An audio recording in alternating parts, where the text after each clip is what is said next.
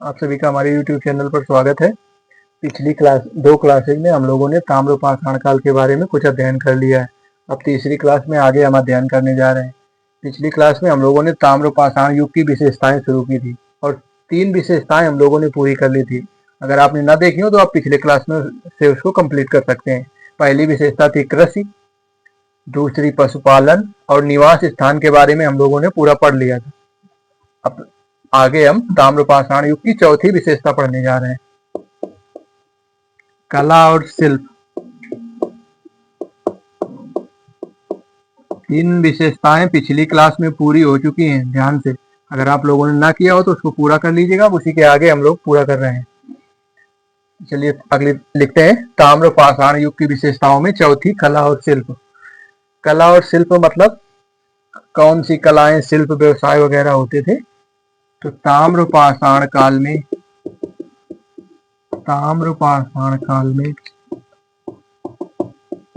तांबे के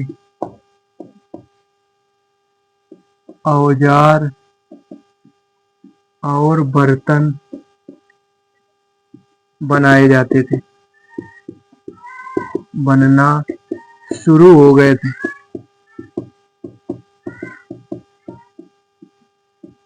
तो ताम्रपाषाण काल में तांबे के औजार और बर्तन बनना शुरू हो गए थे, लेकिन तांबा सीमित मात्रा में उपलब्ध था।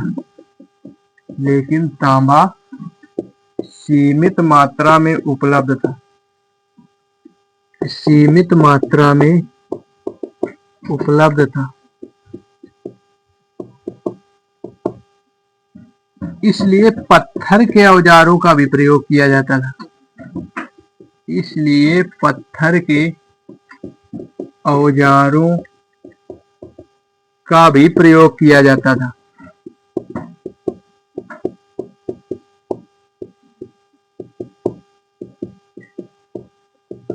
ताम्रपाषाण काल में तांबे के औजार और बर्तन बनना शुरू हो गए थे, लेकिन तांबा सीमित मात्रा में उपलब्ध था। ताम्रपाषाण काल में तांबे के ज्यादा स्रोत खोजे नहीं गए थे कि तांबा कहाँ से मिलता है। मुख्यतः राजस्थान या पश्चिमी भारत में तांबे के स्रोत खोजे गए थे। तांबा बहुत कम मात्रा में उपलब्ध था। जब तांबा कम मात्रा में उपलब्ध था तो पत्थर के औजारों का भी प्रयोग करना आवश्यक था, लेकिन इस समय कुछ अच्छे क्वालिटी के पत्थर उपयोग किए जाने लगे थे। ताम्रपाषाण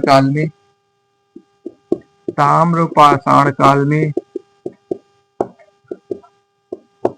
कार्नेलियन,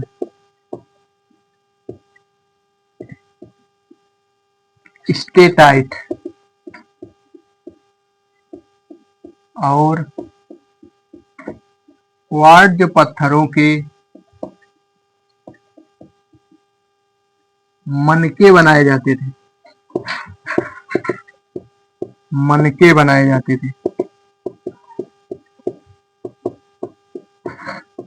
मनके मतलब गले का हार जो होता है उसको मनके कहा जाता है। तो ताम्रपाषाण काल में कार्नेलियन, स्टेटाइट और क्वार्ट्ज पत्थरों के मनके बनाए जाते थे।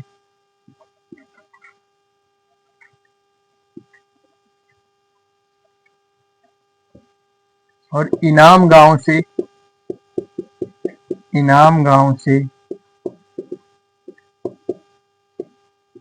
कुंभकार मतलब कुम्हार,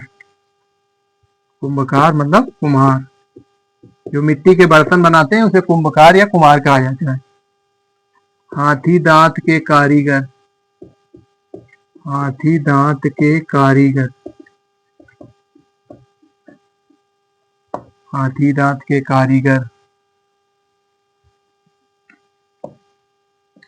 टेराकोटा या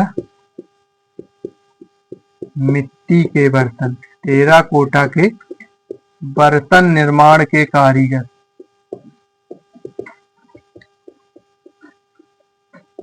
आदि के साक्ष्य मिले हैं।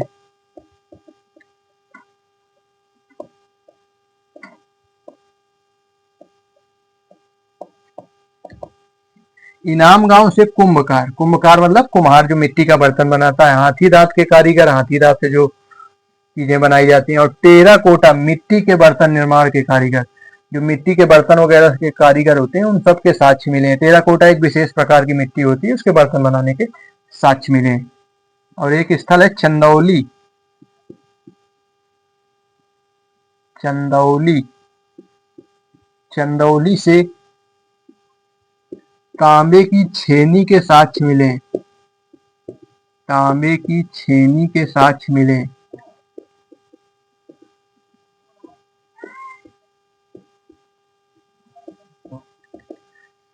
एक स्थल है चंदौली, ये महाराष्ट्र में है। यहाँ से तांबे की छेनी के साक्ष्य मिले।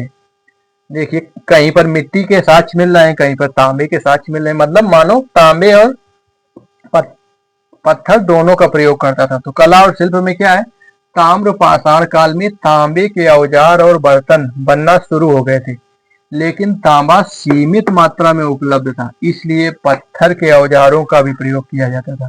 तांबा जो था वो बहुत कम मात्रा में मिलता था, इसलिए पत्थर के औजार भी उपयोग किए जाते थे।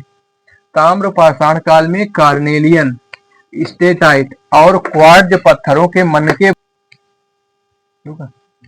ताम्र पाषाण काल में कार्नेलियन, स्टेटाइट और क्वार्ट्ज पत्थरों के मनके बनाए जाते थे। मनके मतलब गले का हार जो होता है जैसे, वैसे ताम्र पाषाण काल में ये बनाया जाता था। इनाम गांव से कुंभकार, कुंभकार मतलब कुम्हार जो मिट्टी का बर्तन बनाता है। हाथी दांत के कारीगर, हाथी दांत से सामान बनाने वाले। और टेराकोटा, मिट्टी के बर्तन निर्माण के कारीगर। टेराकोटा एक विशेष प्रकार की मिट्टी होती है, उससे जो बर्तन बनाए जाते थे उनके कारीगर, इनके आदि के साक्ष्य मिले। तो इनाम गांव से कुंभकार, हाथी दांत के कारीगर और टेराकोटा के बर्तन निर्माण के कारीगर के साक्ष्य मिले।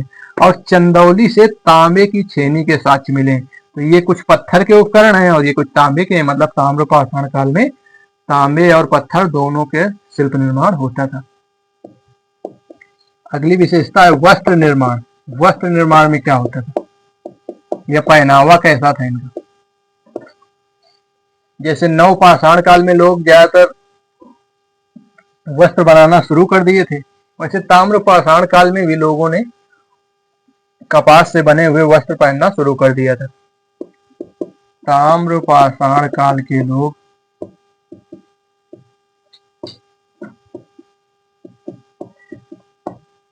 कपास से बने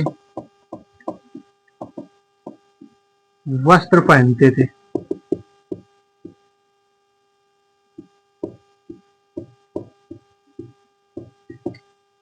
महाराष्ट्र में कपास, सन, पटसन आदि के धागे मिले।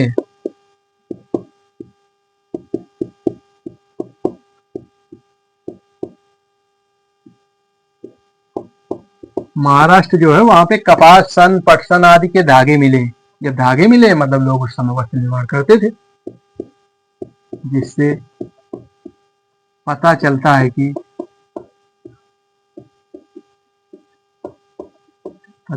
है कि लोग वस्त्र निर्माण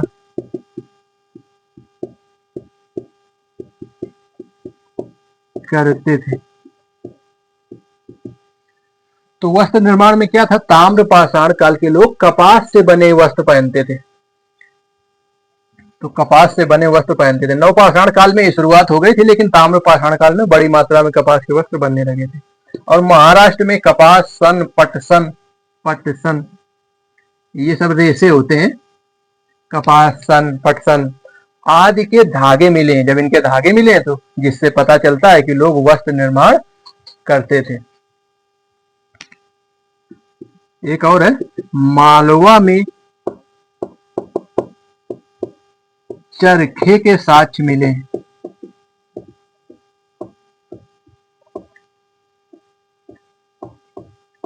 जैसे आजादी के समय गांधी जी चरखे से वस्त्र बनाया करते थे, वैसे उस समय भी ऐसे ही चरखे मिले। मालवा में चरखे के साक्ष्य मिले, जिससे वस्त्र निर्माण का संकेत मिलता है।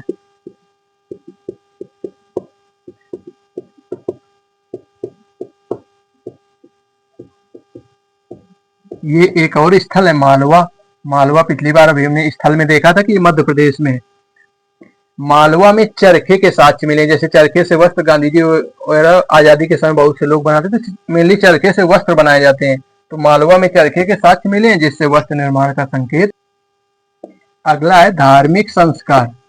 लोग धर्म को मानते थे कि नहीं, क्या करते थे, कैसे पूजा पाठ करते थे, ये सबका जो जानकारी है उसको धार्मिक संस्कार कहा जाता है। धर्म वगैरह पूजा पाठ जो होती है आजकल, उसके जुड़े जो है उसे धार्मिक संस्कार कहा जाता है। तो जो ताम्र पाषाण काल है, यहाँ पे बहुत सी बैल की मूर्तियां मिली हैं, वृषभ की मूर्तियां। तो ऐसा लगता है जैसे लोग वृषभ, आजकल भी लोग कुबड़ वाले बैल वगैरह की पूजा करते हैं, बैल की पूजा करते हैं, तो शायद उस जमाने में भी लोग पूजा करते थे। और बहुत सी जगह पे मातृ देवी की मूर्तियां मिली है। मातृ देवी मतलब जो पृथ्वी माता होती है, धरती माता, उनको मातृ देवी कहा जाता है। तो ऐसा लगता है शायद लोग मातृ देवी की भी पूजा करते थे, पृथ्वी को मां मानकर पूजा करते थे।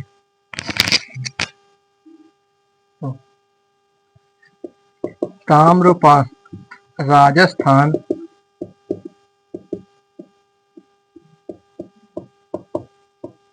महाराष्ट्र में बहुत सी वृषभ मूर्तियां मिलने से, वृषभ वृषभ मतलब बैल, वृषभ मूर्तियां मिलने से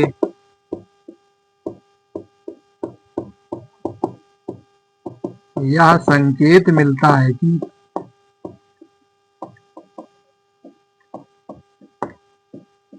ताम्रपाषाण काल के लोग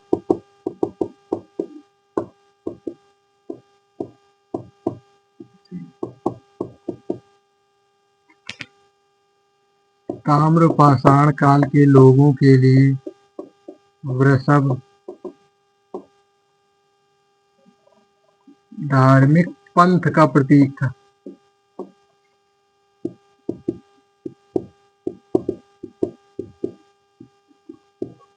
धार्मिक पंथ मतलब जैसे लोग धर्म के नाम पर किसी एक जीव की पूजा किया करते हैं, उसी को पंथ कहा जाता है।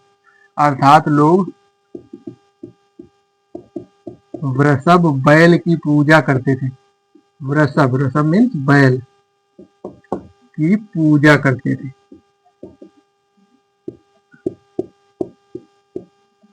तो जो ताम्रपाषाण काल है, इसमें जो राजस्थान और महाराष्ट्र के स्थल हैं, बहुत सी जगहों पर वृषभ मूर्तियां मिली हैं। तो इससे संकेत मिलता है कि ताम्रपाषाण काल के लोगों के लिए वृषभ धार्मिक पंथ का प्रतीक था। अर्थात लोग वृषभ बैल की पूजा करते थे।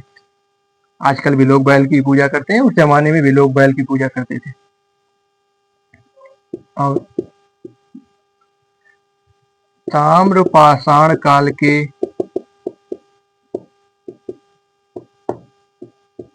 बहुत से स्थलों से मातृ देवी की मूर्तियां मिली हैं। ये मुख्यतः मिट्टी की मूर्तियां हैं,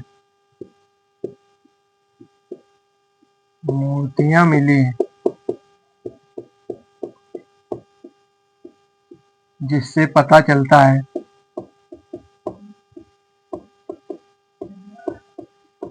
कि शायद लोग मातृ देवी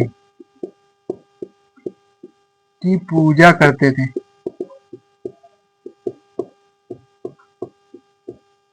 तो जो ताम्रपाषाण काल के बहुत से स्थलों से मातृ देवी मतलब उर्वरता की देवी, जो पृथ्वी माता होती है, धरती माता, उनको मातृ देवी कहा जाता है। तो ताम्रपाषाण काल के बहुत से स्थलों से मातृ देवी की मूर्तियां मिली हैं, जिससे पता चलता है कि शायद लोग मातृ देवी की पूजा करते थे। अगली विशेषता है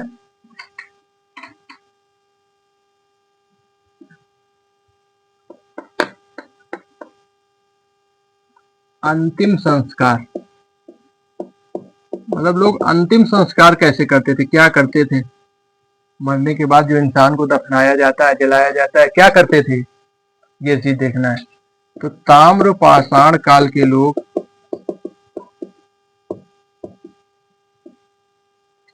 ताम्रपाषाण काल में पूर्ण शवदान तथा आंशिक शवदान दोनों प्रचलित थे।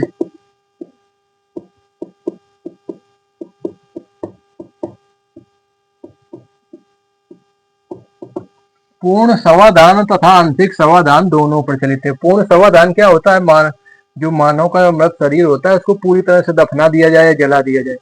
आंशिक समाधान में क्या होता है? जो शव होता है उसको कुछ समय के लिए खुली जगहों पर रख दिया जाता है, फिर इसको चील कौवे वगैरह जो भी जीव होते हैं, गिद्ध वगैरह, वो खा लेते हैं।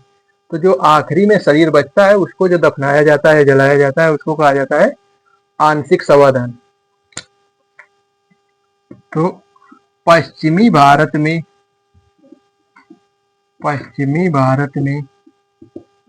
पूर्ण समाधान, पश्चिमी भारत मतलब राजस्थान साइड का एरिया और मध्य प्रदेश, महाराष्ट्र, जो सब है पश्चिमी भारत है। पूर्ण समाधान तथा पूर्वी भारत के स्थल पे पिछली बार हम लोगों ने देखे थे कि उत्तर प्रदेश, बिहार वगैरह, पश्चिम बंगाल के जो क्षेत्र थे वो पूर्वी भारत में थे। पश्चिमी भारत में पूर्ण समाधान तथा पूर्वी भारत में आंशिक समाधान प्रचलित था। आंशिक समाधान प्रचलित था।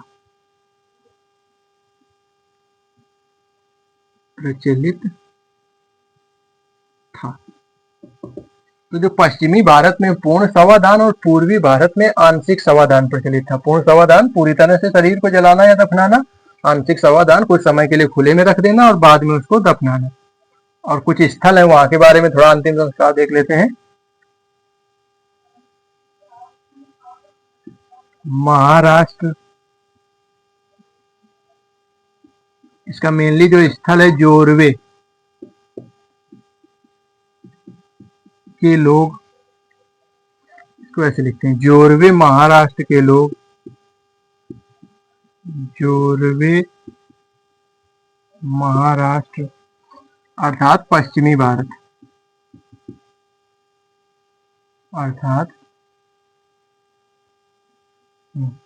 पश्चिमी भारत के लोग उत्तर दक्षिण दिशा में शव को रख कर दफनाते थे।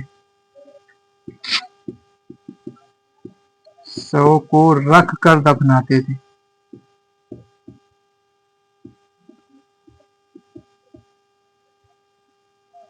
तो जोरवे महाराष्ट्र अर्थात पश्चिमी भारत के लोग उत्तर दक्षिण दिशा में शव को रखकर दफनाते थे। मतलब सिर उत्तर दिशा में होता था और उसका जो पैर होता था वो दक्षिण दिशा में होता था। और दक्षिणी भारत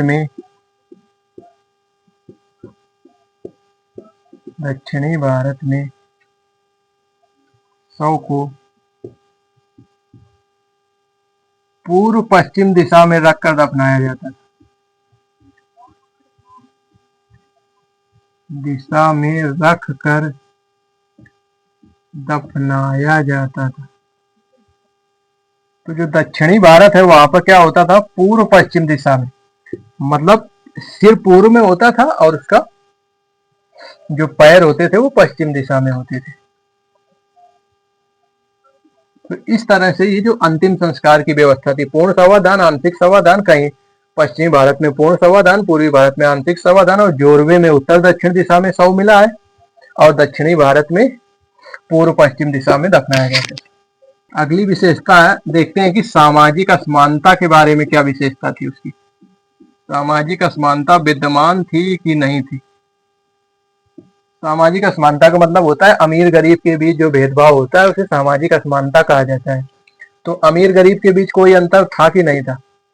तो ताम्र पाषाण काल के समय पर सामाजिक असमानता शुरू हो गई थी, क्योंकि कुछ ऐसे अवशेष मिले हैं जिससे हमें पता चलता है कि शायद ताम्र पाषाण काल में सामाजिक असमानता विद्यमान थी। ताम्र पाषाण काल में सामाजिक असमानता विद्यमान थी।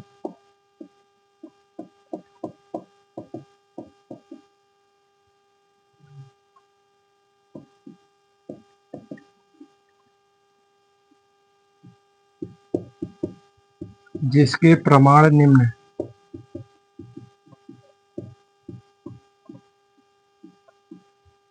ताम्रपाषाण काल में सामाजिक असमानता विद्यमान थी, इसके प्रमाण क्या है? कैसे इतिहासकारों ने पता लगाया कि सामाजिक असमानता थी? पहला,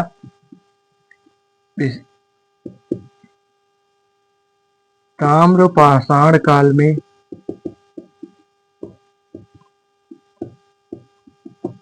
सरदार सरदार या अमीर आदमी जिसको कहा जाता है, आयताकार घरों में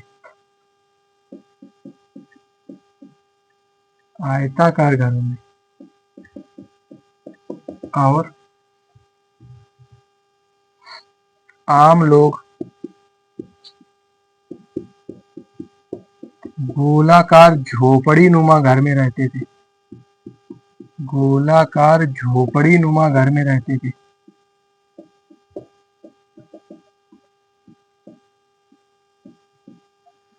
तो जो ताम्रपाषाण काल में सरदार होते थे, अमीर लोग, वो आयताकार घरों में रहते थे और आम लोग जो होते थे वो गोलाकार झोपड़ी नुमा घरों में रहते थे। अगर कोई अंतर ना होता तो सब घर समान होने चाहिए, अलग अलग क्यों बने? कोई अमीर था इसलिए उसके घर बड़े आयताकार बन गए, और कोई गरीब था या आम लोग था तो उसके घर झोपड़ी नुमा और गोल बने हुए हैं। इनके घर आयताकार चौकोर होते थे, इनके घर गोल होते थे। अगला,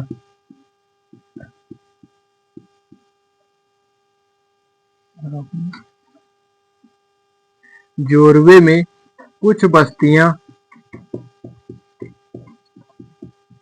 20 हेक्टेयर में फैली थी। कुछ बस्तियां 20 हेक्टेयर क्षेत्र में फैली थी।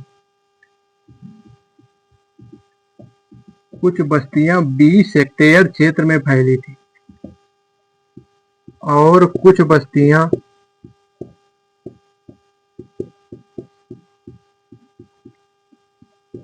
करीब 5 हेक्टेयर क्षेत्र में फैली थी।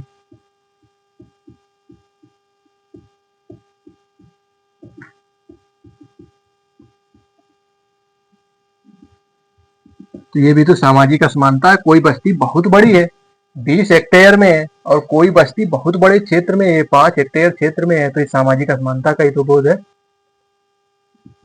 कायथा कायथा जो स्थल है मध्य प्रदेश, कायथा में एक घर में 29 तांबे के कंगन मिले। तांबा उस समय दुर्लभ धातु थी, बहुत मुश्किल से मिलता था। एक घर में तांबे के 29 कंगन मिले।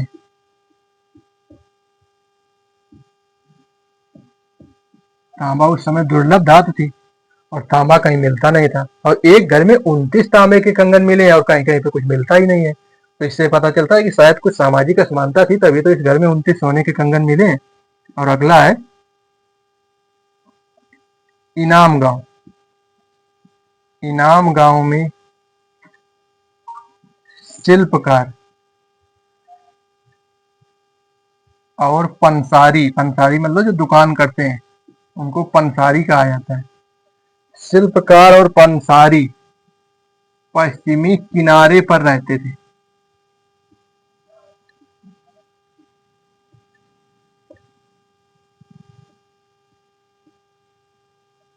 और सरदार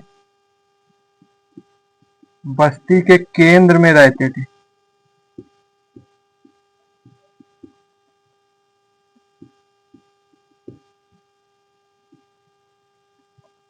तो इनाम गांव में कुछ शिल्पकार और पंसारी थे, वो पश्चिमी किनारे पर रहते थे और सरदार बस्ती के केंद्र में रहते थे। मतलब सरदार ज्यादा पावरफुल थे, उनके बीच असमानता थी। और नेवासा महाराष्ट्र का ये स्थल बताया था, महाराष्ट्र नहीं, मध्य प्रदेश। नेवासा में कुछ कब्रों में, कुछ बच्चों की कब्रों में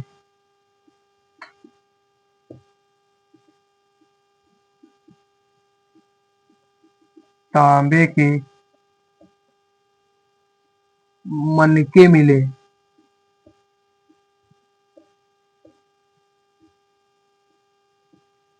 जबकि कुछ कब्रों में केवल मिट्टी के बर्तन मिले।